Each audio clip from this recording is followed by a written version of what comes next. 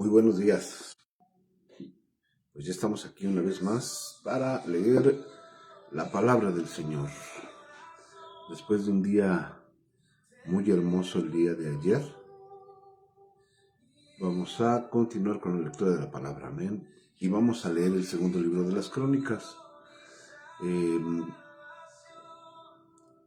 viernes ya no tuvimos transmisión porque se nos juntaron algunas cosas, principalmente a mí, pero todo bien. Entonces terminamos el primer libro de las Crónicas y hablamos acerca de la muerte de David. En los últimos versículos del capítulo 29 hablamos de la muerte de David. En ese último capítulo hablamos cuando David le deja pues los materiales a Salomón para que construyera el templo. Cosas muy interesantes el día viernes. Pero pues bueno, terminamos el primer libro de las Crónicas y vamos a comenzar a leer ahora el segundo libro de las Crónicas, y después viene un libro muy bonito que yo estoy seguro que ustedes lo conocen, que es el libro de Esdras. Si no me equivoco. Sí, es el libro de Esdras. Ok, pues vamos a orar en el nombre de Jesús, y que sea el Señor el que nos acompañe en esta mañana, que sea el Señor que nos acompañe en este día. Ponemos todos nuestros planes en sus manos, ponemos toda nuestra vida en sus manos, amén. Vamos a darle las gracias. Señor Rey poderoso, santo y eterno, te damos las gracias, Señor, por este día. Estamos vivos, estamos bien, Señor. Gracias por estos sueños que pudieron haber sido incómodos, pudieron habernos no agradado, Señor, pero tú nos lo diste por un motivo. Señor, nuestro cerebro no descansa, Padre. Gracias por esos sueños, por sueños de paz, por sueños intranquilos. Gracias por todo, Señor. Estamos vivos, estamos despiertos, Padre. Estamos parados en la brecha nuevamente, Señor. Te pido que nos enseñes a tensar el arco de bronce para pelear contra el enemigo, Señor, en el nombre de Jesús. Hoy, Padre, todo lo que hagamos, Señor, lo ponemos en tus manos. Todo lo que queramos hacer, lo ponemos en tus manos. Ponemos en tus manos nuestra boca, nuestras palabras, nuestras manos, nuestros oídos, todo, Señor, todo lo ponemos a tu servicio. Señor, en el nombre de Jesús, no permitas que caigamos en el lazo del cazador, que no caigamos en provocaciones. Y si es que caemos en provocaciones, enséñanos a hablar tus palabras, Señor. Y que pensemos que haría tu Hijo Jesús en cualquier situación que no sea conveniente para nosotros, Señor. Padre, en el nombre de Jesús, gracias por nuestra vida, la de nuestros hijos, la de nuestras familias, Padre, en el nombre de Cristo. Gracias, Señor, te damos por la vida de la iglesia, Señor, por todos los que están, por todos los que faltan, Señor, los que han de llegar, Padre, en el nombre de Jesús. Gracias, Señor, de verdad. Señor, estamos a tu servicio, Padre, en el nombre poderoso de Jesús. Amén y amén. Ok, pues entonces comenzamos con el segundo libro de las Crónicas, en el capítulo 1, y bueno, pues era obvio que después de la muerte de David, quedara Salomón como rey, quedara Salomón a cargo del pueblo, de todo el pueblo de Israel. A mí algo que me llama mucho la atención es la sabiduría que le da el Señor a David para poder organizar todo el pueblo, para poderlos organizar a todos. Entonces aquí, obviamente les digo, para abrir el libro de las Crónicas, el segundo libro de las Crónicas, después de la muerte de David, pues vemos a Salomón siendo rey. Amén. Entonces así dice la palabra: Salomón, hijo de David, fue afirmado en su reino. Es decir, que todos estaban de acuerdo con que Salomón fuera rey. Y Jehová su Dios estaba con él, y lo engrandeció sobremanera. Le dijo el Señor: va, tú vas a ser rey, ya está confirmado, estoy contigo. Y fue creciendo Salomón no solamente en edad, sino fue creciendo en sabiduría, fue creciendo en todo. Y convocó Salomón a todo Israel, a jefes de millares, a todo Israel, a jefes de millares y de centenas, a jueces y a todos los príncipes de todo Israel, jefes de familia. Y fue Salomón y con él toda esta asamblea al lugar alto que había en Gabaón, porque allí estaba el tabernáculo de reunión de Dios que Moisés, siervo de Jehová, había hecho en el desierto. No se reunieron en cualquier lugar. No se reunieron en cualquier lugar. Fueron a un lugar en donde Moisés, aquel Moisés profeta, aquel Moisés pastor, aquel Moisés sacerdote, había levantado en Gabaón. No podía ser un lugar menos importante que un lugar en donde se adorara al Señor. Pero David había traído el arca de Dios de Kiriat Jeraim al lugar que él había preparado, porque él le había levantado una tienda en Jerusalén. Asimismo, el altar de bronce que había hecho Besaleel, hijo de Uri, hijo de Ur, estaba allí delante del tabernáculo de Jehová, al cual fue a consultar Salomón con aquella asamblea. Subió pues Salomón allá delante de Jehová al altar de bronce que estaba en el tabernáculo de reunión y ofreció sobre él 1000 holocaustos. El tiempo que se debió de haber tardado para ofrecer 1000 holocaustos, porque era partir una res y luego dividirla en secciones, ofrecerla como ofrenda quemada al Señor. Imagínense, 1000 holocaustos. Y aquella noche apareció Dios a Salomón y le dijo: pídeme lo que quieras que yo te daré. Bueno, aquí hay algo bien interesante. Este es un proceso para que tú puedas pedir algo al Señor, para que podamos pedir algo al Señor. Es un proceso, y aquí nos da el proceso. Sube al lugar alto, o sea, busca la presencia del Señor. Preséntate delante del Señor como una ofrenda racional.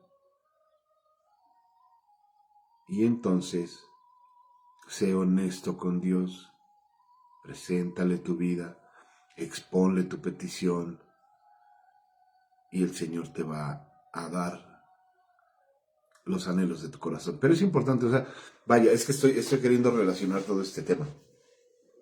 Porque él subió con mucha gente, subieron ahí a Gabaón, al lugar donde Moisés había levantado un tabernáculo. Entonces es importante, todo tiene un precio y todo tiene un proceso. O sea, si todo tiene un precio, si tú quieres que el Señor te oiga, debes de pagar un precio, el precio del sacrificio. ¿Cuál es el precio del sacrificio? Pues obviamente uno, estar bien, estar en paz, estar en paz con Dios, que no tengas nada que te señale, nada que te acuse.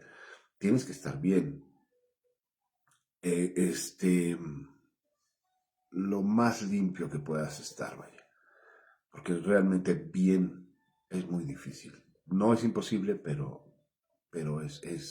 cuesta trabajo. Entonces, bueno, una vez allí, postrado en tu recámara, postrado en el lugar que tú eligiste para hacer un santuario y adorar al Señor, vacía, como decía la palabra ayer, ¿no? Vacía tu corazón, despójate de todo, límpiate de todo, y entonces sí habla con el Señor y dile: pues, Padre, es que el Señor, como no convive con el pecado, y si estamos llenos de pecado y estamos pidiéndole al Señor, pues obviamente no nos va a escuchar. Es como cuando María y Aarón estaban dentro del tabernáculo y estaban hablando acerca de Moisés, estaban quejando de él, estaban diciendo: pues ¿a poco nada más a él se le aparece el Señor? O nada más con él habla. Pues yo también soy profeta y yo soy profetís, no sé qué tanto. Entonces desciende la presencia del Señor y no entra al tabernáculo, porque en el tabernáculo había chisme, había murmuración. Entonces es lo mismo con nosotros. El Señor no puede, como no convive con el pecado, pues obviamente no nos va a escuchar si estamos mal. Entonces, regreso a lo mismo, aquí a este capítulo. Para que nosotros podamos hablar con el Señor, tenemos que despojarnos de todo. Estando en su presencia, arrepentirnos primero que nada de nuestros pecados. Señor, me arrepiento, pero arrepentirnos también, como decíamos ayer en la clase, ¿no? Nada más, no por emoción, decir: ay, me arrepiento, Señor, ya. No, arrepentirnos de verdad, confesar nuestros pecados delante de Dios, que Él comience a transformar nuestra vida, sacar nuestra iniquidad, y entonces sí, Señor, te expongo lo que necesito. Señor, tú conoces mi corazón, no sé, lo que tú hables con el Señor, ¿no? Entonces, bueno, ¿Cómo es que el Señor le da sabiduría a David? No le da a Salomón, perdón. El Señor no le da sabiduría a Salomón porque fuera hijo de David. No, eso es lo de menos. Porque uno puede ser hijo de un gran sacerdote, de un gran hombre, pero esa es la vida de David. Ahora es la vida de Salomón. Es la vida de Salomón. Entonces, Salomón tuvo que hacer algo muy especial para que el Señor descendiera y hablara con él. Con David también habló. Pero son vidas independientes. Son vidas independientes. Es decir, no porque mi papá haya sido un gran pastor, yo voy a ser igual. Y esto lo vimos en los libros de los reyes, ¿eh? No porque un rey haya sido muy bueno y haya hecho muchas cosas buenas, el hijo tenía que ser igual. No, porque había hijos de reyes que eran malitos, de verdad eran malitos, eran cositas. Entonces, David y Salomón, aunque es su hijo, Salomón es hijo de David, eran personas independientes, y Salomón tuvo que haber hecho algo para que el Señor se le apareciera y hablara con él. ¿Cuál era? Pues que Salomón tenía un corazón recto al principio. Tenía un corazón recto delante de Dios y Dios lo escucha y habla con él. Corazón recto. Y Salomón dijo a Dios, versículo 8, tú has tenido con David mi padre gran misericordia y a mí me has puesto por rey en lugar suyo. ¿Ok? Salomón hace una distinción entre él y David. Tú has tenido con David mi padre gran misericordia, pero él es mi padre, ¿eh? Y a mí me has puesto por rey en lugar suyo. Y aquí es donde viene algo bien importante. Confírmese pues ahora, oh Jehová Dios, tu palabra dada a David mi padre, porque tú me has puesto por rey sobre un pueblo numeroso como el polvo de la tierra. Dame ahora sabiduría y ciencia para presentarme delante de este pueblo, porque ¿quién podrá gobernar a este pueblo tan grande? Y en una ocasión, no me acuerdo, creo que sí fue en una predicación o en una clase, no me acuerdo. A veces nosotros en el día tenemos tantas maneras de pensar, tenemos miles, y no es decir millones de pensamientos en el día. Te puedo decir que miles. Miles de pensamientos en el día. Algunos pensamientos que tenemos son para bien. Y estamos queriendo hacer las cosas bien, pero son muchos pensamientos que tenemos para bien. Pero también tenemos muchos pensamientos que son para mal. A veces esos mismos pensamientos nos hacen perder la fe, o nos hacen desconfiar, o nos hacen dudar. Pero tenemos miles de pensamientos en el día. Miles de pensamientos en el día. Ok. Hay una similitud entre nosotros, entre nuestros pensamientos, nuestra mente, nuestro corazón. Hay una similitud muy grande con todo el pueblo de Israel, con todo el pueblo de Israel. ¿Por qué? Porque eran miles, eran millones, era mucha gente la del pueblo de Israel. Y todos obviamente tenían pensamientos diferentes. Entonces, ¿cómo podemos nosotros controlar nuestra mente y controlar nuestro corazón con todos esos pensamientos que tenemos? ¿Qué podemos hacer? Aquí está la solución. Tenemos que acercarnos al Señor, como ya lo leímos en los versículos anteriores, del 1 al 8. ¿Qué tenemos que hacer? Tener un corazón recto delante del Señor, ofrecerle nuestro cuerpo como un sacrificio vivo al Señor, arrepentirnos de todos nuestros pecados, despojarnos de todo lo que somos. ¿Y qué le vamos a pedir al Señor? Dice Salomón, ¿quién podrá gobernar a este pueblo tan grande? Y dijo Dios a Salomón, por cuanto hubo esto en tu corazón, y no pediste riqueza, bienes o gloria, ni la vida de los que te quieren mal, ni pediste muchos días, sino que has pedido para ti sabiduría y ciencia para gobernar a mi pueblo, sobre el cual te he puesto por rey, sabiduría y ciencia te son dadas. Y también te daré riquezas, bienes y gloria como nunca tuvieron los reyes que han sido antes de ti, ni tendrán los que vengan después de ti. Y desde el lugar alto que estaba en Gabaón, delante del tabernáculo de reunión, volvió Salomón a Jerusalén y reinó sobre Israel. Ok. ¿Por qué a veces nos va mal en la vida? Porque dejamos que nos gobiernen pensamientos que son contrarios a la voluntad de Dios. porque a veces no queremos llegar al lugar a donde queremos llegar, porque nuestros pensamientos o nuestras acciones son contrarias a la voluntad de Dios. Porque a veces pensamos que el dinero es la solución de todas las cosas, porque ese es un pensamiento contrario a la voluntad de Dios. La misma Biblia lo dice, que la raíz de todos los males es el amor al dinero. Entonces, todos esos pensamientos que vienen a estar en contra de la voluntad de Dios, no nos impiden ver más allá del que está sobre todas esas cosas, es decir, a Dios. Todos los problemas, todas las ambiciones, todas las angustias, todos los anhelos, todo lo que no esté bajo la voluntad de Dios, siempre nos van a impedir verlo a Él. Entonces, ¿qué es lo que tenemos que hacer? Pedirle sabiduría para gobernar esta nación, este corazón, esta mente. Tenemos que pedirle sabiduría a Dios. Y cuando nosotros tengamos la sabiduría que nos da el Señor, entonces dice la palabra aquí: por cuanto hubo esto en tu corazón, gobernar una nación, gobernar este corazón, y no pediste riqueza, bienes o gloria, ni la vida de los que te quieren mal, ni pediste muchos días, sino que has pedido para ti sabiduría y ciencia para gobernar a mi pueblo, sobre cual te he puesto como rey.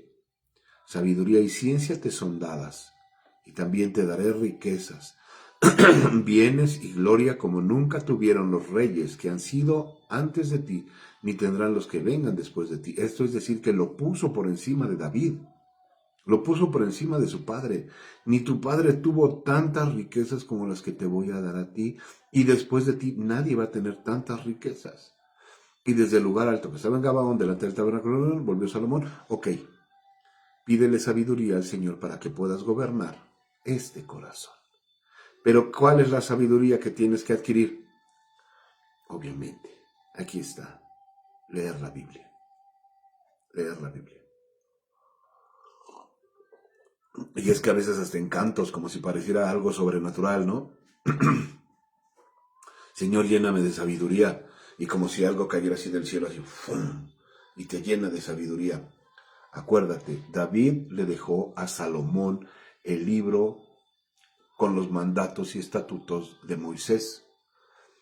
David se lo entregó y le dijo: mira, este es el libro de Moisés, aquí están sus estatutos y están sus mandatos. Tienes que seguirlos, tienes que obedecerlos, y todo eso te va a hacer una persona íntegra y de buen corazón. Entonces, ¿cuál es la sabiduría? Aquí está en la misma palabra, aquí está. Nada más basta escudriñarla, de verdad basta escudriñarla y basta leer la Biblia detenidamente. Y el Señor te va a dar la revelación. Podemos pensar que no, pero en el libro de los Salmos y en toda la Biblia hay una cantidad enorme de llaves, por decirlo de alguna manera, de llaves. No de secretos, porque el Señor revela. Bueno, algunas cosas son secretas, dice su palabra, pero el Señor te va a revelar qué es lo que tienes que hacer. Vas a adquirir la sabiduría para ser buena persona, para no ofender a los demás, para seguir a Dios. Entonces, aquí está la sabiduría está escrita. Y obviamente también el Señor te va a dar sabiduría que desciende de lo alto. No te vas a dar cuenta, no te vas a enterar ni cuando te llegue la sabiduría al corazón, pero ahí va a estar. Y de repente vas a empezar a dar consejos o a dar palabras que ni tú conocías, y vas a decir: ah, caray, ¿y esto? Yo no lo sabía. Pues no lo sabías, pero el Señor te lo está revelando porque tú leíste su palabra. Y yo te lo digo porque lo sé, porque lo he vivido. Ok, vamos a continuar, porque ya nos tardamos aquí 15 minutos. Salomón comercia en caballos y en carros. También esto lo vimos en primer libro de Reyes, capítulo 10, y en el segundo libro, pues ahorita en el segundo, no, pero también lo vamos a ver en el segundo libro de las Crónicas, en el capítulo 9. Ok, versículo 14 del primer libro de las Crónicas dice así: y juntó Salomón carros y gente de a caballo, o sea, gente que pudiera transportarse. Juntó Salomón carros y gente de a caballo, y tuvo 1,400 carros y 12,000 jinetes, los cuales puso en las ciudades de los carros y con el rey en Jerusalén. Y acumuló el rey plata y oro en Jerusalén como piedras. Imagínense, o sea, era oro y plata y estaban amontonados como si fueran piedras, de esas piedras con las que, como con las que construyen las casas. A ver, vamos a ver cómo dice la nueva traducción viviente. Aquí está. El rey hizo que en Jerusalén la plata y el oro fueran tan abundantes como las piedras. Además, la valiosa madera de cedro era tan común como la higuera sicomoro que crece en las colinas de Judá. El cedro es una madera cara, es una madera fina, y ahí la tenían, ahí. Y los mercaderes del rey compraban por contrato caballos y lienzos finos de Egipto para Salomón. Ahí les decía, no era como decirles váyanse al Piojo, váyanse allá a las chácharas a ver qué encuentran de bonito para que lo traigan aquí para el reino. No, mandaba a los lugares en donde hacían telas bonitas, donde hacían todo muy fino. Ay, ahorita se me fue un nombre donde hacen unos tejidos muy hermosos. Se me fue el nombre. Entonces no los mandaba ahí como que a las chácharas, ¿no? Y les decía, no, pues vayan, no, los mandaba a lugares en donde hacían lienzos finos y los mandaba a Egipto. No los compraba ahí mismo, los mandaba a Egipto a comprar. Y subían, perdón, y compraban en Egipto. Y subían y compraban en Egipto un carro por 600 piezas de plata y un caballo por 150. Así compraban por medio de ellos para todos los reyes de los Eteos y para los reyes de Siria. Entonces, en Egipto había cosas hermosas, había cosas muy bonitas, de acuerdo a lo que está diciendo aquí, había caballos bonitos, porque tampoco compraban cualquier caballo, ¿no? Me imagino que compraban caballos bonitos porque eran para los reyes. Ok, entonces ese fue el capítulo 1. Vamos al capítulo 2, en donde Salomón hace un pacto con Hiram. Perfecto. Capítulo 2, versículo 1. Determinó pues Salomón edificar casa al nombre de Jehová y casa para su reino. Dijo, ya es hora, ya tengo los materiales suficientes, ya tengo la gente que va a trabajar, ya tengo a los que van a labrar las estatuas, ya tengo a quien va a hacer las telas, ya las tengo ya tengo todo. Vamos a empezar a construir la casa de mi Señor. Y designó Salomón 70,000 hombres que llevasen cargas, 70,000, imagínense el tamaño de la construcción, para empezar con 70,000 hombres que llevaran cargas. Y 80,000 hombres que cortasen en los montes, que iban a cortar árboles, madera. Y 3,600, nada más 3,600, para que los estuvieran vigilando. Imagínense la magnitud de la obra que iba a construir Salomón.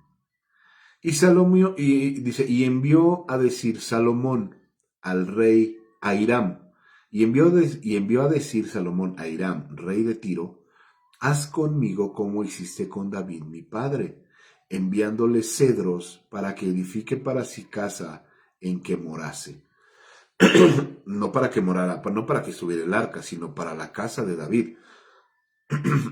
Le recuerda Salomón al rey de Tiro, a Hiram, le dice, haz conmigo como hiciste con David mi padre, enviándole cedros para que edificara para sí casa en que morase.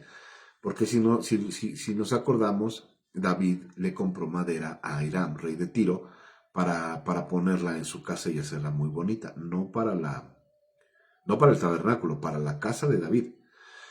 He aquí, dice, yo tengo que edificar casa al nombre de Jehová, mi Dios. Tengo que edificar casa al nombre de Jehová, mi Dios, para consagrársela, para quemar incienso aromático delante de él, y para la colocación continua de los panes de la proposición, y para holocaustos a mañana y tarde en los días de reposo, nuevas lunas y festividades de Jehová nuestro Dios, lo cual ha de ser perpetuo en Israel. Ahí está tu corazón y lo que tenemos que proponernos todos los días de nuestra vida. Consagrar nuestro corazón al Señor, porque dice la palabra, lo repito y lo he dicho muchas veces porque está escrito, nosotros somos templo y morada del Espíritu Santo. Nosotros somos el aposento en donde la tsunamita levantó un altar, vaya, una habitación, no un altar, una habitación para que morara el Señor en nosotros. Entonces, bueno, de pasar a ser solamente una morada en donde hay una silla, una mesa, una cama y un candelero, ahora nosotros tenemos que entender esto. Tenemos que levantar un altar de adoración tan hermoso que el Señor diga, wow, aquí me están recibiendo de manera hermosa. Aquí me están recibiendo, pues como lo que es, ¿no? Dios, Rey de Reyes, Señor de Señores. Y se lo dice así, es que esto viene mucho, lo podemos hablar en la magnificencia de todo el templo que iba a ser este Salomón, pero si lo quieres reducir a algo, no envasar, sino reducir a algo, es nuestro corazón. Le dice entonces a Hiram, al rey de Tiro, yo tengo que edificar casa al nombre de Jehová mi Dios para consagrarla, para consagrársela, corazón, para quemar incienso aromático delante de él, y para la colocación continua de los panes de la proposición, y para holocaustos, a mañana y tarde en los días de reposo, nuevas lunas y festividades de Jehová nuestro Dios, lo cual ha de ser perpetuo en Israel. Entonces, no nada más son los domingos cuando tenemos que buscar al Señor en la iglesia. Todo esto es un continuo. Es continuo. Es como lo decíamos ayer con lo de Saulo, ¿no? Saulo respiraba odio contra los cristianos. Él respiraba y era parte de su ser. Él ya no lo podía sacar de su interior porque ya era algo con lo que él estaba viviendo. Ahora vámonos hacia el otro lado, hacia el otro extremo. Nosotros tenemos que respirar el amor al Señor. Nosotros tenemos que respirar el estar siempre de acuerdo con la voluntad de Dios. Tenemos que respirar su esencia. Tenemos que estar con Él. Ay, cuánta falta nos hace. Versículo 5. Y la casa que tengo que edificar ha de ser grande, porque el Dios nuestro es grande sobre todos los dioses. Está hablando ahí del templo, pero ponlo en tu corazón. Mas, ¿quién será capaz de edificarle casa, siendo que los cielos y los ¿quién será capaz de edificarle casa, siendo que los cielos y los cielos de los cielos no pueden contenerlo? Qué hermosa frase, ¿no? ¿Quién será capaz de edificarle casa a Dios, sabiendo que los cielos y los cielos de los cielos no pueden contenerlo?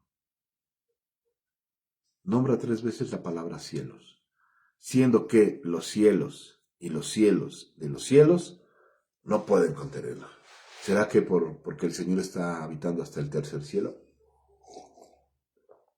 Y ni el tercer cielo puede contener la grandeza del Señor. ¿Quién pues soy yo, dice Salomón, para que edifique casa, sino tan solo para quemar incienso delante de él? Es lo único que él se consideraba digno de hacer, quemar incienso delante del Señor. Lo decía con amor, no lo decía porque fuera imposible hacerlo, porque él ya tenía todo el plano y todo, pero decía, si yo nada más soy esto, nada más puedo quemar incienso delante de él, ¿quién soy yo para poder levantarle una casa? ¿Qué hombre puede hacerle una casa? Bueno, le dice entonces al rey de Tiro, a Hiram, envíame pues ahora un hombre hábil que sepa trabajar en oro, en plata, en bronce, en hierro, en púrpura, en grana y en azul, y que sepa esculpir con los maestros que están conmigo en Judá y en Jerusalén, los cuales dispuso mi padre. Envíame también madera de Líbano, cedro, ciprés y sándalo, porque yo sé que tus siervos saben cortar madera en el Líbano, y he aquí mis siervos irán con los tuyos, para que preparen mucha madera, porque la casa que tengo que edificar ha de ser grande y portentosa. Pues imagínate, nada más para la gente que iba a cargar madera y todavía toda la gente que los iba a estar vigilando, era grande la construcción, ¿eh? Y he aquí, para los trabajadores tus siervos, cortadores de madera, he dado 20,000 coros de trigo en grano, 20,000 coros de cebada, 20,000 batos de vino y 20,000 batos de aceite. O sea, no les iban a pagar cualquier cosa, les iban a pagar bien. bien y bonito, o sea, eran cosas finas, no les iban a, vaya, iba a ser un sueldo, un salario, iba a ser un salario digno de cualquier, no sé, vamos a ponerlo en este término, ¿no? De cualquier ingeniero, abogado, pero eran pagos buenos. Porque no estaban haciendo una construcción cualquiera, no iban a hacer una construcción cualquiera, iban a levantar el templo del Señor. Es decir, si a mí me pagan bien en un lugar, pues obviamente voy a hacer las cosas con mi mejor esfuerzo, ¿no? Con mi mayor esmero. Porque, por ejemplo, si a alguien le pagan mal, le medio pagan o a veces no le pagan, pues ¿cómo va a hacer las cosas? Pues las va a hacer mal. Si me pagan mal, pues las hago mal.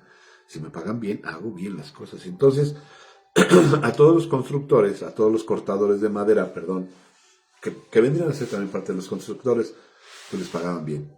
Les pagaban bien y bonito. Ok, entonces Hiram, rey de Tiro, respondió por escrito, que respondió por escrito que envió a Salomón, porque Jehová amó a su pueblo, te ha puesto por rey sobre ellos. Perdón. Además decía Hiram, bendito sea Jehová, el Dios de Israel, que hizo los cielos y la tierra, y que dio al rey David un hijo sabio, entendido, cuerdo y prudente, que edifique casa a Jehová y casa para su reino. ¿Qué quiere decir con esto? Pues que obviamente la construcción no se le iba a dejar a cualquiera. No se le iba a dejar a cualquiera. Y quiero que seamos sabios en esto. Si el Señor te da a ti la posibilidad de presentarte todos los días delante de Él, si el Señor te da el chance, vaya, el favor, la misericordia de presentarte todos los días delante de Él, qué gloria, qué privilegio, porque está viendo que tú eres una persona sabia, entendida, cuerda y prudente. ¿Por qué? Porque estás construyéndole todos los días al Señor una casa muy hermosa en tu corazón. Yo pues te he enviado un hombre hábil y entendido, Hiram Abib, hijo de una mujer de las hijas de Dan, mas su padre fue de Tiro, el cual sabe trabajar el oro, plata, bronce y hierro, en piedra y en madera, en púrpuras y en azul, en lino y en carmesí. Asimismo sabe esculpir toda clase de figuras y sacar toda forma de diseño que se le pida con tus hombres peritos y con los de mi señor David, tu padre. Ahora pues, envíe mi señor a sus siervos el trigo y la cebada y el aceite y el vino, que ha dicho. Ok, aquí hay algo bien interesante.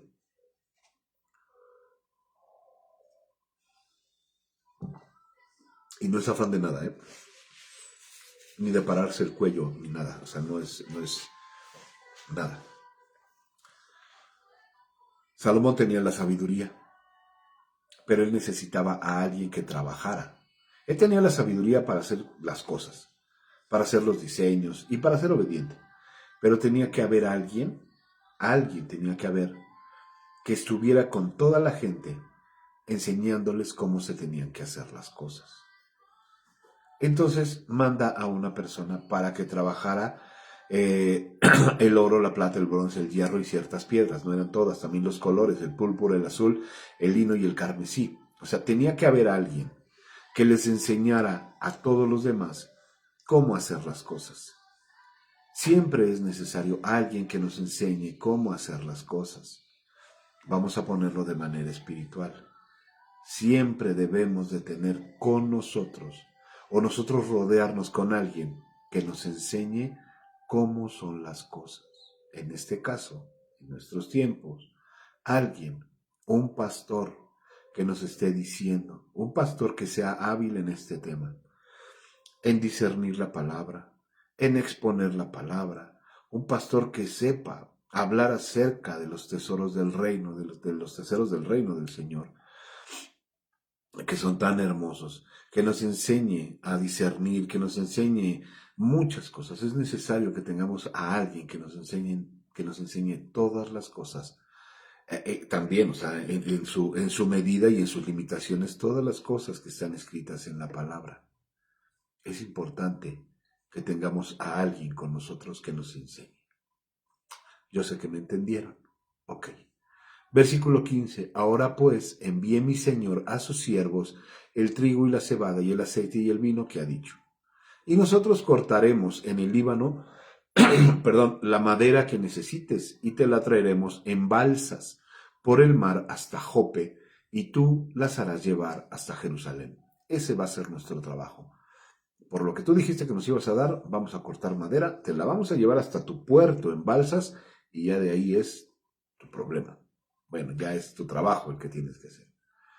Y contó Salomón todos los hombres extranjeros que había en la tierra de Israel, y después de haberlos ya contado, después de haberlos ya contado David su padre, y fueron hallados 153,600.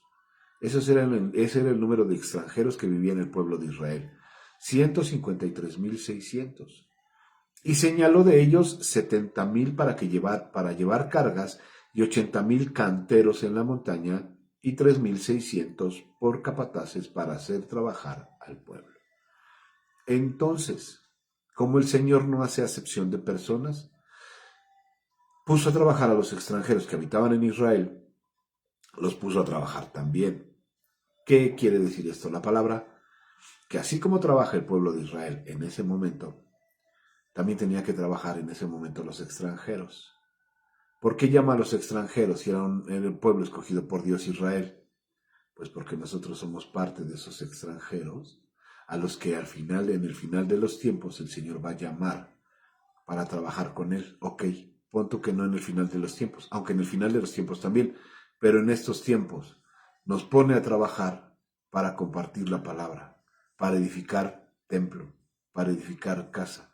Entonces, nosotros como extranjeros tenemos la obligación, creyentes en el Señor, discípulos del Señor Jesucristo, amantes del Señor Jesucristo, amantes de la palabra del Señor, hijos de nuestro Dios eterno, tenemos la obligación de trabajar para la construcción del templo, para levantar el tabernáculo, es decir, compañeros de trabajo, la misma familia, vecinos, todos tenemos la obligación de ser un reflejo de Dios.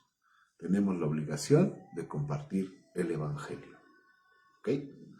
Capítulo 3, segundo libro de las Crónicas. Y aquí es donde Salomón edifica el templo. Esto ya lo vimos también en el primer libro de los Reyes, en el capítulo 6, desde el primer hasta el último versículo. Perdón. Dice el versículo 1. Comenzó Salomón a edificar la casa de Jehová en Jerusalén. Comenzó a edificarla. Ya tenía todo. Tenía toda la gente, tenía el lugar y tenía todos los materiales. Ya tenía los expertos en las telas, ya tenía las telas, ya tenía los expertos en la construcción, los peritos, arquitectos, ya tenía todo. Y ahora sí dijo, vamos a poner manos a la obra. Comenzó Salomón a edificar la casa de Jehová en Jerusalén, en el monte Moriah, que había sido mostrado a David su padre, en el lugar que David había preparado en la era de Ornán Jebuseo. El monte Moriah fue el monte a donde llevó Abraham a sacrificar a su hijo Isaac. En ese mismo monte Moriah, fue el donde el Señor le había dado la visión a David que ahí se tenía que construir el tabernáculo. Bueno, dice, comenzó Salomón a edificar la casa de Jehová en Jerusalén, en el monte Moriah, que había sido mostrado a David su padre, en el lugar que David había preparado en la era de Ornán Jebuseo. Cuando llega David, Ornán Jebuseo, le dice, pues te regalo ese lugar, ahí levanta el altar, y David dijo, no, tengo que comprarlo, no, te lo regalo, no, tengo que pagarlo. Y se lo vendió, creo que fueron 20 ciclos de plata, algo así más o menos. Entonces ahí fue donde se tenía que edificar el templo. Ok, continúa el versículo 2. Y comenzó a edificar en el mes segundo, a los 2 días del mes, en el 4º año de su reinado. Vamos a ver en qué mes fue, a ver si nos lo dice la Nueva Traducción Viviente. La construcción comenzó a mediados de la primavera, es decir, ya casi estamos llegando a la primavera, durante el 4º año del reinado de Salomón. Dice: estas fueron las medidas que Salomón usó para los cimientos del templo, solamente para los cimientos, según el antiguo estándar de medición. Tenía 27 metros y medio de largo. Imagínense 27 metros y medio de largo.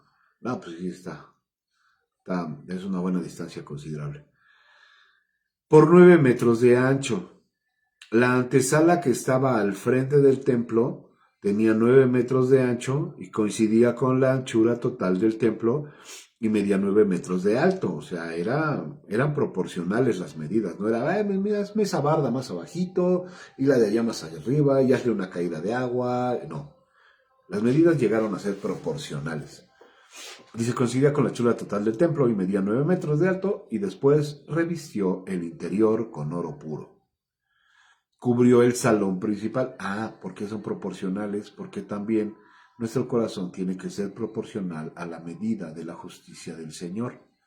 No podemos tener un corazón sin unos cimientos, sin unas bases sólidas, unas bases firmes en el Evangelio, y desde ahí, desde un corazón sin forma o mal hecho, poder pedirle algo al Señor o acercarlo siquiera a su presencia, ¿no? Todo tiene que estar en una perfecta medida y en una perfecta estructura, para podernos acercar al Señor. Ok. Y dice el versículo 4.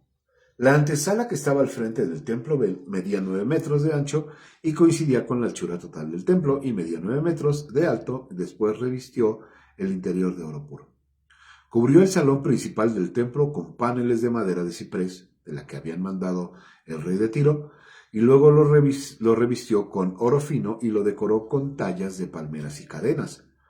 Adornó las paredes del templo con hermosas joyas y con oro de la tierra de Parvaim.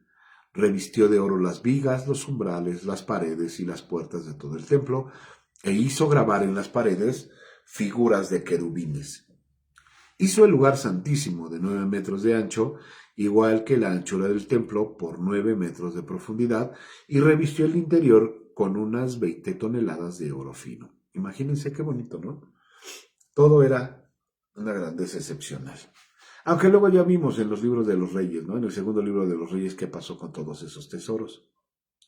Bueno, los clavos de oro que se usaron pesaban 560 gramos cada uno.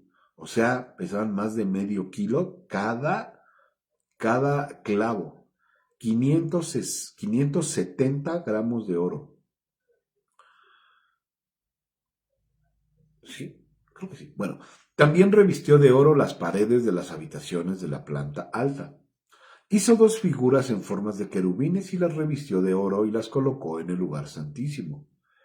La distancia entre las puntas de las alas de los 2 querubines que estaban de pie, uno al lado del otro, eran de unos 9 metros. A ver, la distancia entre las puntas de las alas de los 2 querubines que estaban de pie, uno al lado del otro, eran de unos 9 metros. Una de las alas de la primera figura medía 2 metros con 30 centímetros de largo y tocaba la pared del templo. La otra ala, también de 2 metros con 30 centímetros, tocaba el extremo del ala del segundo querubín. Entonces eran 2 que tenían las alas extendidas, una hacia atrás y una hacia adelante, y 2 alas, una de un querubín y otra de otro, se tocaban. De la misma manera, la segunda figura tenía un ala de 2 metros con 30 centímetros de largo que tocaba la pared opuesta, y la otra ala, también de 2 metros con 30 centímetros de largo, tocaba el ala de la primera figura. Es decir, estaba como que así, uno tocando la pared y otro tocando el ala del otro querubín. Así que la distancia entre las puntas de las alas de los 2 querubines, uno de un lado y el otro del otro, era de 9 metros. Estaban de pie con sus rostros hacia el salón principal del templo. En la entrada al lugar santísimo colocó de lado a lado una cortina hecha con lino fino, decorada con hilo azul, púrpura, escarlata y bordada con figuras de querubines. Para el frente del templo hizo construir 2 columnas que tenían 8 metros, con 30 centímetros de alto, y encima de cada una puso un capitel que se extendía hacia arriba, otros 2 metros con 30 centímetros. Hizo una red de cadenas entrelazadas y la usó para decorar la parte superior de las columnas. Entonces era así como 2 columnas y había una cadena que juntaba las dos columnas. También hizo 100 granadas decorativas y las sujetó a las cadenas. Oh, qué bonito. Luego levantó las 2 columnas porque era oro puro, era oro brillante. O sea, no era oro que ahí dejaran, que se llenara de óxido. Bueno, que se hiciera café. Luego levantó las 2 columnas a la entrada del templo, una hacia el sur de la entrada y la otra hacia el norte. A la del sur la llamó Jaquín y a la del norte llamó Boaz. Mobiliario del templo, capítulo 4. Hizo además un altar de bronce. Esto también ya lo vimos en el primer libro de los Reyes, fue algo grandioso lo que hizo. Hizo además un altar de bronce de 20 codos de longitud. De longitud. Hizo además un altar de bronce de 20 codos de longitud. Vamos a ver las medidas en la Nueva Traducción Viviente, porque nos quedamos así como. Dice, Salomón también hizo un altar de bronce de 9 metros de largo por 9 metros de ancho. O sea, 20 codos son 9 metros. Y 4 metros y medio de alto. Luego fundió un enorme tazón redondo que medía 4 metros con 60 centímetros de borde a borde, llamado el mar. Ese mar, ese del que hablan, después lo derrumbaron, lo deshicieron, y creo que también hicieron instrumentos de guerra. Pero imagínense, era como una albercota. Era un tazón enorme y ahí ponían agua. Dice, luego fundió un enorme tazón redondo, pero imagínense la estructura de la máquina o de los calderos y el fuego que se tuvo que haber hecho para poder fundir un enorme tazón redondo, porque no es de cualquier cosa, no, se tiene que fundir para poder hacerse. Entonces, aquí vemos el resultado de algo, pero no vemos el trabajo para hacer esa cosa. ¿Por qué? ¿Por qué lo digo?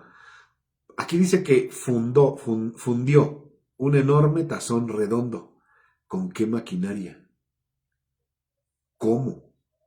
Imagínense la capacidad de Salomón que tenía para poder decir, vamos a hacer un tazón de oro, pero tenemos que preparar esta maquinaria para poder hacerlo. Y el fuego que no falte. Y que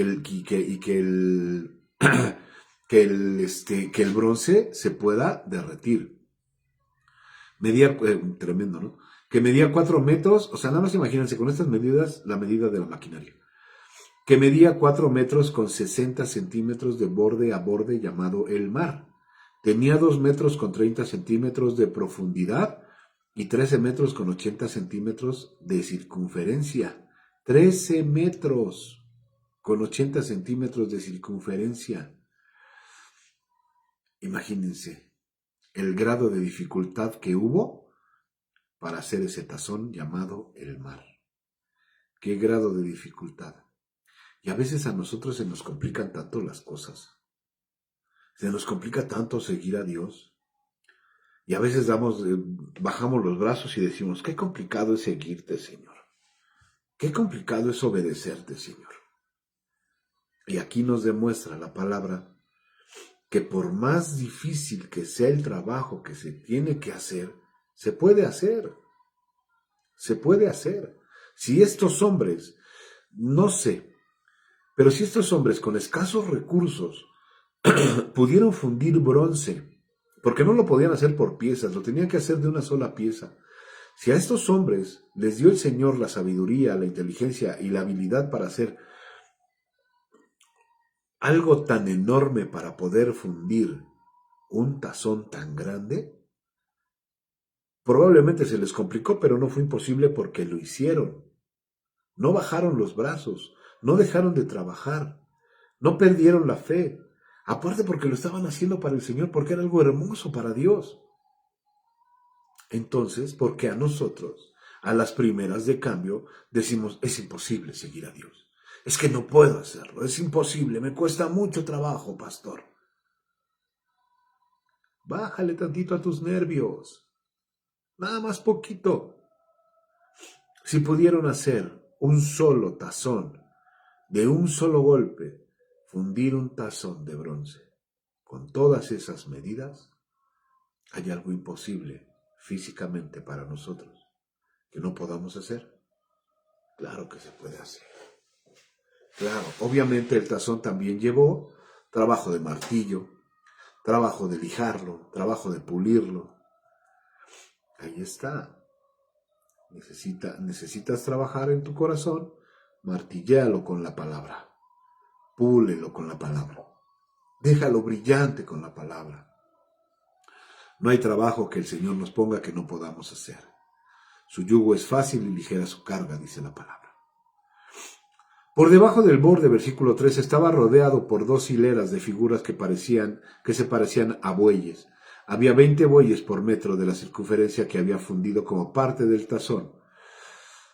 El mar estaba... ¿Por qué figuras de bueyes? Porque los bueyes en ese entonces reflejaban la fuerza.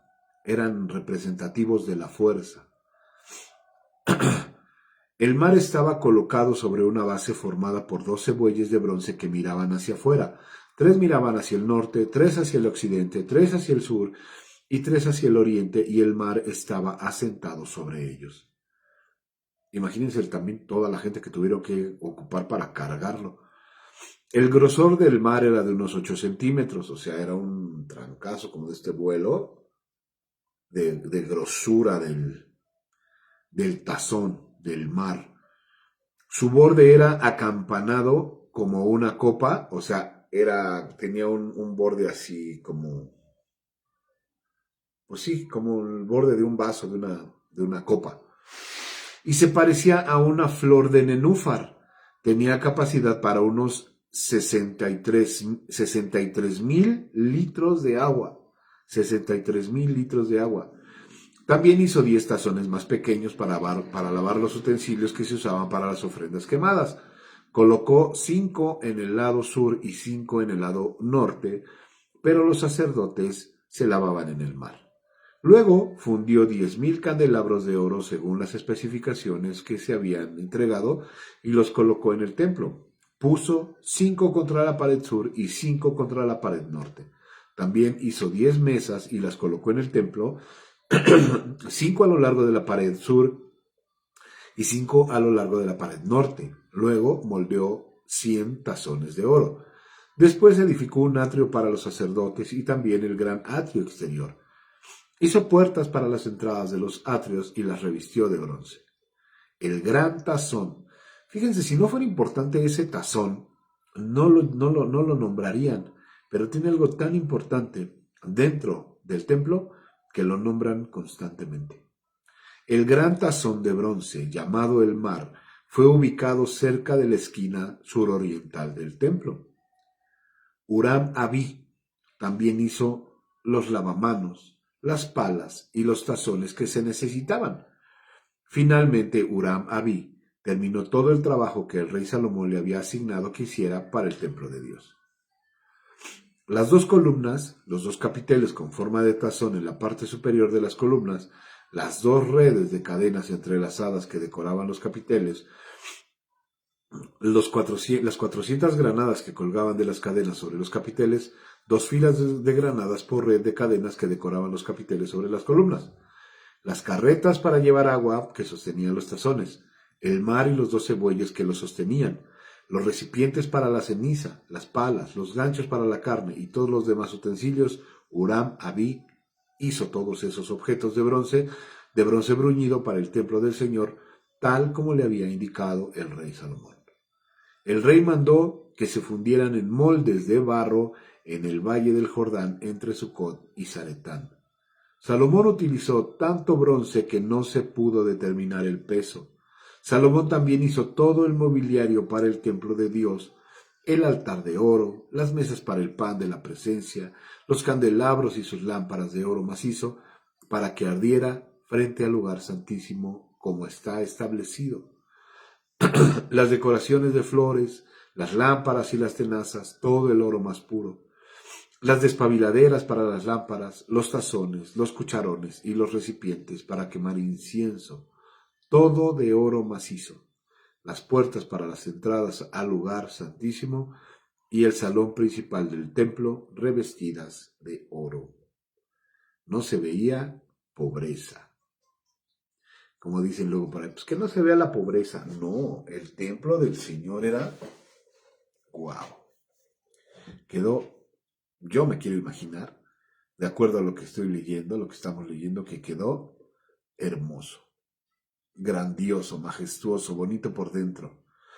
Me lo imagino todo limpio, así como tiene que estar nuestro corazón, limpio delante del Señor, hermoso. Tenemos que prepararle al Señor nuestro corazón y que sea un lugar hermoso a donde Él quiera llegar y que diga, wow, aquí mis hijos, mis hijas me han preparado un lugar hermoso para que yo pueda habitar. Recuerda, es el corazón en el que tenemos que trabajar. Tienes que trabajar en tu corazón. Tenemos todos que trabajar en nuestro corazón. Queremos que la presencia del Señor habite con nosotros, en nosotros, pues tenemos que preparar el corazón. Amén. Terminamos hasta el día de hoy. Mañana continuamos leyendo el segundo libro de las Crónicas, pero vamos a orar, amén, ya para irnos al trabajo. En el nombre poderoso de Jesús. Señor, te damos muchas gracias. Gracias, Padre, por esta hora de lectura, Señor, de tu palabra. Gracias por revelarnos, Señor, lo poco que quisiste revelarnos. Hay más todavía, Señor. Hay más metido, incrustado en esas palabras, Padre. Hay mucho más. Pero gracias por este maná que nos diste hoy para ser mejores personas. Hoy entendimos que tenemos que preparar nuestro corazón, Señor, para poder recibirte en un lugar que te agrade llegar, Señor. Señor, a veces no abrimos nuestro corazón, Señor, porque no está preparado. Pero tu palabra dice, Señor, que si nosotros confesamos nuestros pecados, tú eres fiel y digno para perdonar nuestros pecados, Señor. Y una de las maneras, Padre, yo lo sé, de embellecer nuestro corazón es despojarnos del pecado, despojarnos de la soberbia, de la tiranía, Señor, con la que a veces vivimos y no nos damos cuenta. Señor, te pido en el nombre de Jesús en esta mañana que te agrades de esta lectura, porque estamos recordando, Padre, las palabras que tú ya habías dicho en los anteriores libros, Padre, las estamos recordando de una manera muy hermosa, Señor. Muchas gracias por eso. Señor, ayúdanos a ser mejores personas. Danos la sabiduría que necesitamos, Padre, para poder gobernar, Señor, este cuerpo y estos pensamientos. Danos la sabiduría que está aquí escrita en tu palabra, Señor, para ser mejores personas, para hacer mejores tratos, para hacer mejores amistades, Señor, amistades que de verdad nos acerquen contigo y no que nos alejen. Papito lindo, en el nombre poderoso de Jesús, te pido esta mañana que bendigas a mis hermanos y a mis hermanas que van a salir a su trabajo. A los que ya están en su trabajo, Señor, como mi hijo, bendícelo, Padre, ahí en su lugar de trabajo, Señor. Síguelo prosperando, síguelo llevando a más cada día, Padre. Bendice, Señor, a todas nuestras familias, Padre, a nuestras familias en la iglesia, Señor, en el nombre de Jesús, que son tus familias, porque son tus ovejas. Bendice, Señor, a todas las familias, a los que han de llegar también, Señor, en el nombre de Jesús. Bendice a la familia de mi hermano Carlos y a sus hermanas, Padre. Bendice la vida de mi hermano Rubén, de mi hermano Vicente y sus familias, Padre. Bendice, Señor, a la vida de mi hermana Maritere, Señor, de su hija, de sus nietos. En el nombre de Jesús, bendice a mi hermana Juanita, Padre, a mi hermana Raquel, a mi hermana Carmen, Señor. Bendícenos a todos los que estamos, a mi hermana Tete, Señor, cuídala, bendícela y guárdala, Padre. Y a los que han de llegar, Señor, de acuerdo a tu promesa. Señor, la iglesia está en tus manos y es tuya, Padre. Es tuya, Señor. Nosotros ya no peleamos por quien llega o por quien no llega, Señor, porque tú sabes el corazón y la voluntad de la gente. Señor, yo te pido en el nombre de Jesús que los bendigas a todos, que los hagas resplandecer, Señor, que te busquen con un corazón íntegro y decidido a hacerlo, Señor. Padre, te pido que bendigas a mi hermana Carmen, Señor, en su enfermedad, Padre. Sácala adelante, Señor, llévala contigo en el corazón, Padre. Termina de sanar a mi hermana Piedad, Padre, en el nombre de Jesús, a mi hermana Juanita, Señor. Sana el corazón de mis hermanos, de mi hermano Rubén. Sana el corazón de Miguel, de todos, Padre, de esta familia tan hermosa, Señor, que tú nos pusiste enfrente. Señor, bendice a mi esposa, bendice mi vida, bendice a nuestros hijos, Padre. Prospéralos y llévalos a más. Bendice, Señor, todas las familias, Señor, por extensión. Hijos, hijas, a todos, Señor, en el nombre poderoso de Cristo. Que seamos mejores personas delante de ti. No por apariencia, Señor, sino de verdad. Padre, gracias por esta mañana de palabra. Y así como la comenzamos, Señor, así anhelamos terminarla, buscándote en tu palabra, Padre. En el nombre poderoso de Cristo Jesús. Amén y amén. Pues que Dios les bendiga. Nos vemos el día de mañana, si Dios lo permite. Y nos vemos el miércoles. A la pastora le toca compartir la palabra. Y le toca predicar el domingo. ¡Yujú! Que Dios les bendiga. Nos vemos el día de mañana.